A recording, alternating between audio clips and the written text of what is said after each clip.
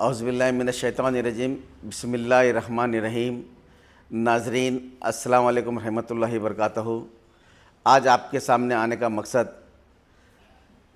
सगर शरीफ असदुल औलिया सैयदना सूफ़ी सरमस्त रहमतुल्लाह अलैह की दरगाह को लेकर शहर शाहपुर में एक अफवाह गरम चल रही है। आप लोगों को ये बताना ज़रूरी समझता हूँ कि लोग मासूम मुसलमान, मासूम बच्चा जिसको इसकी इत्तला नहीं है, उन लोग को गुमराह किया जा रहा है कि असद बाबा को सज्जादा नशीन जो अफवाह लेकर चल रहे हैं, असद बाबा का केस कोर्ट में चल रहा है। अभी वहाँ से क्या रिज़ल्ट आता पता नहीं, कि वक्त से पहले कि हम एक और सज्जादा नशीन को बिठाने की कोशिश कर रहे हैं। भाई जब उनका ही सज्जादा नशीन का ठिकाना नहीं है तो उन्होंने अब दूसरों को कहाँ सज्जादा नशीन बनाते? उनकी मुतलिशिफ वहाँ पर नहीं है। उनका क्या इख्तियार होता है कि कट्टे पे बैठ के किसी को और सज्जादा नशीन बनाने की? ख़ानदान जो बात बता रहे हैं वो बिल्कुल सही है, आप भी उसी ख़ानदान से है। अब जो हज़रत मुजीबुल सरमद साहब है उन भी उन्हीं ख़ानदान से है। दोनों का भी सिजरा एक ही जगह जाके मिलता है। कोई किसी को छोटा बड़ा हम नहीं समझ रहे, मगर उनके किरदार की निस्बत पे उनको गवर्नमेंट ऑफ कर्नाटक का वक्फ बोर्ड उनको हटाई गई है। आप बाज़ाब्ता वहाँ से लड़ रहे हैं और कोर्ट में केस चल रहा है।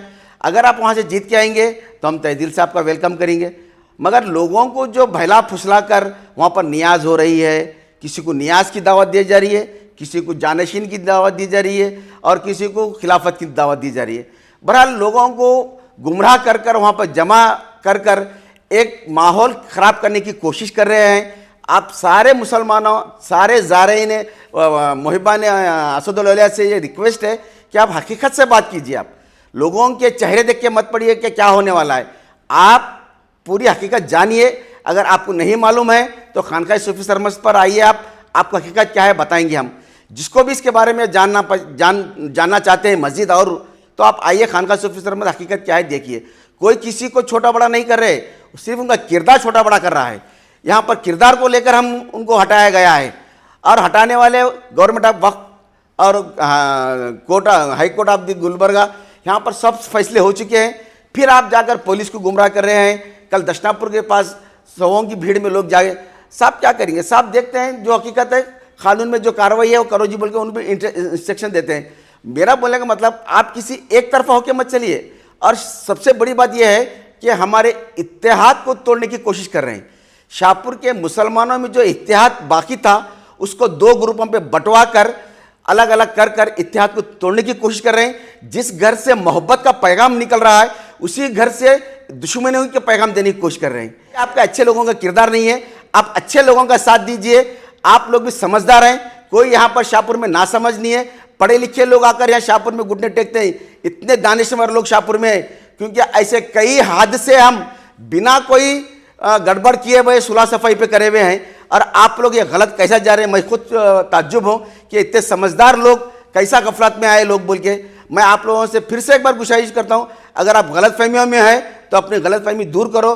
कल जो नियाज का प्रोग्राम या फिर खिलाफत का प्रोग्राम, जानशी का प्रोग्राम बोल के बुला रहे हैं, वहाँ पर आप जाएंगे, कुछ गड़बड़ होगी तो कानूनी चारा जोरी होंगी। फालतू में अपने नामों पे, पुलिस के नाम पे, पुलिस वाले तो खामोश नहीं बैठेंगे, आपके नाम पे भी केस बनेंगे, मेरे नाम पे भी केस बनेंगे। घर का खाना खाकर दूसरों की लंका ढाने की क्या ज़रूरत है? हमारे को हमारे घर की कोशिश करेंगे, हमारे घर का क्या है देखेंगे।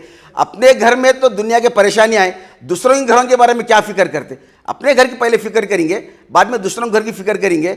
आस्थाने तो ऐसे कई हर जगह जाके आप हाजिर दे सकते हैं।